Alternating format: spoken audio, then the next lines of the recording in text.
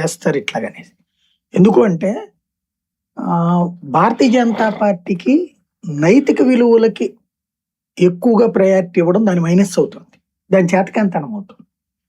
అటల్ బిహారీ వాజ్పేయి టైంలో భారతీయ జనతా పార్టీ కూటమిలో సభ్యత్వం ఉన్నది ఆవిడ జయలలిత. ఓకే. ఆ రోజున ఏ కారణం లేకుండా ముందు కరుణానిధి ప్రభుత్వాన్ని కూల్చేమంది.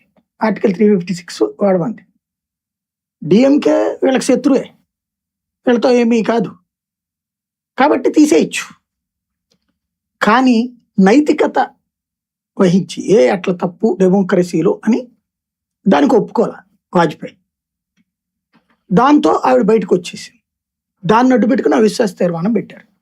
అవిశ్వాస తీర్మానం సందర్భంలో గిరిధర్ గోమాంగ్ అనేటటువంటి ఆయన ఆల్రెడీ ఛత్తీస్గఢ్ ముఖ్యమంత్రిగా ప్రమాణం కూడా చేసేసాడు. ఎమ్మెల్యేగా అక్కడ గెలిచేశాడు. ఇక్కడ వదులుకున్నట్టు రాజీనామా చేయడానికి వచ్చిన రోజున అతనికి ఓటేసే అర్హత లేదు. కానీ ప్రభుత్వం ఏం చెప్పింది, స్పీకర్ చేత ఏం చెప్పింది, మామూలుగా స్పీకర్ వాళ్ళ చేతిలోనే ఉన్నాడు. సింపుల్గా నీకు ఓటు హక్కులేదంటే అయిపోయా, ఆల్రెడీ అక్కడ రాజీనామా చేసావు కదా, లేదా ఇప్పుడు ఇది ఉంచుకుంటావు అది ఉంచుకుంటావు తేల్చుకొని చెప్పాలి. అక్కడ ముఖ్యమంత్రి రాజీనామా చేసిరా అని చెప్పాలి. స్పీకర్ చేతిలో విచక్షణ అధికారం ఉంది. కానీ స్పీకర్ ఏం చేశారు, నీ విచక్షణకు వదిలేస్తున్నా అన్నారు.